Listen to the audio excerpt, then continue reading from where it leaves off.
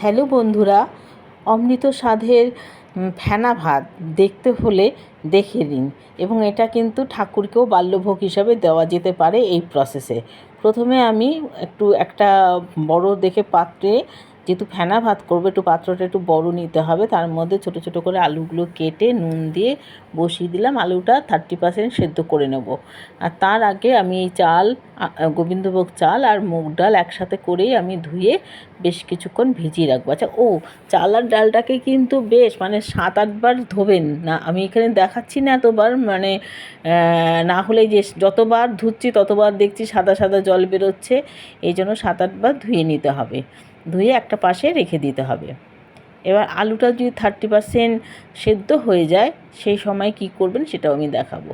আচ্ছা, কেউ like, subscribe আর comment করতে ভুলবেন না। যারা নতুন সাবস্ক্রাইবার তাদের জন্য আমার অনেক অনেক অনেক শুভেচ্ছা রইল। আর আমার নতুন পথ চলাতে তারা সাহায্য করছেন, তার জন্য অনেক ধন্যবাদ। বন্ধুদের ধন্যবাদ বোধহয় দেওয়া যায় না, তবুও দিলাম। আচ্ছা, এই যে আলুটা যে অনেকটা অংশ হয়ে এসছে, সেই সময় আমি একটু চেক করে নিয়েছি যে কতটা আরও হবে। মোটামুটি হয়ে গেছে। এবার যেটার মধ্যে ভিজিয়ে রেখেছিলাম সে চাল ডালের অংশের জলটা যেটা ছিল সেটাকে ফেলে দিলাম। এবার আমি এটা ফেনা ভাত যেহেতু দ্বিগুণ জল দিয়ে দিলাম। আর দিয়ে দিলাম কাঁচা লঙ্কা আমি প্রথমে একটাই দিয়েছি, পরে যখন ভাবলাম যে একটু কুমড়ো আছে, কুমড়ো সেদ্ধ দিয়ে দিই। এবার কুমড়ো সেদ্ধ এবং তারপরে যে বেগুন থাকলে বেগুনও দিতে পারেন। তো আমার শাশুড়ি মার জন্য যেহেতু এটা রান্না করা, উনি বলেন যে না, বেগুন দিতে হবে না। এবার আমি কুমড়োটাকে সুন্দর করে কেটে নেব। যেহেতু গোবিন্দভোগ চাল খুব বেশি সেদ্ধ হয় না, তার জন্য আমি কুমড়োগুলোকে ছোটো ছোটো করে টুকরো করে নেব। আর আলুটা যেহেতু 30% আগে হয়েছিল, আর কুমড়োটা তো আমি আগে ঠিক করিনি, পরে যখন বললাম তখন বললো ঠিক আছে দাও, তাই দিচ্ছি। আচ্ছা, দুটো কিন্তু কাঁচা লঙ্কা দিয়ে দেবেন, যেহেতু পরিমাণটা বেড়ে গেল। প্রথমে আমি একটা কাঁচা লঙ্কা দিয়েছিলাম, এই যে আরেকটা কাঁচা লঙ্কা দিয়ে দিলাম। এবার কুমড়োগুলো ভালো করে ধুয়ে ওপরটাকে ভালো করে ছাড়িয়ে নিয়ে দিয়ে দিলাম।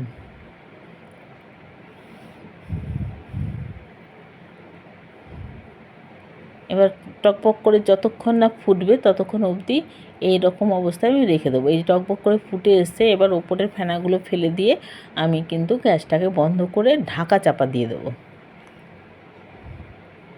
সেদ্ধ ভাত হতে খুব বেশি সময় লাগে না, খুব বেশি কিছু করতেও লাগে না, অথচ অতি উপাদেয় একটা খাবার। ঢাকা চাপা দিয়ে আমি চলে গেলাম।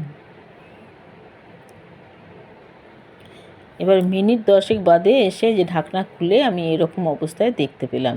এবার যখন এই পর্যায়ে আসবে তখন আমি গ্যাসটাকে জ্বালিয়ে আরেকটু জল মজিয়ে নেব। ইচ্ছে করলে আপনারা এই অবস্থাতেও নামাতে পারেন, কিন্তু আমি একটু মজিয়ে নিচ্ছি।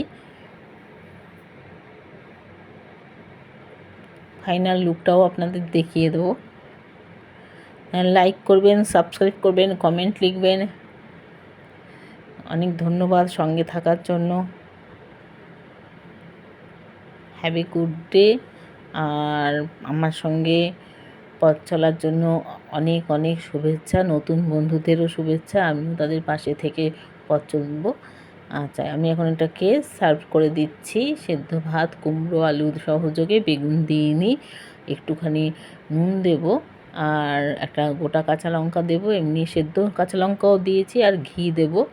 আর যেহেতু আমি এটা যে ঠাকুরকে নিবেদন করতাম, তাহলে ঘিটা কিন্তু আমি অন্নের মধ্যেই দিয়ে দিতাম, তাহলে তারও ফ্লেভারটা অনেক খুব সুন্দর হবে।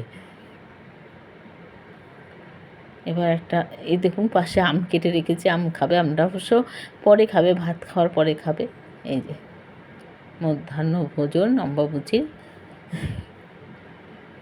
ঠিক আছে, টাটা, বাই বাই, ভালো থাকবেন।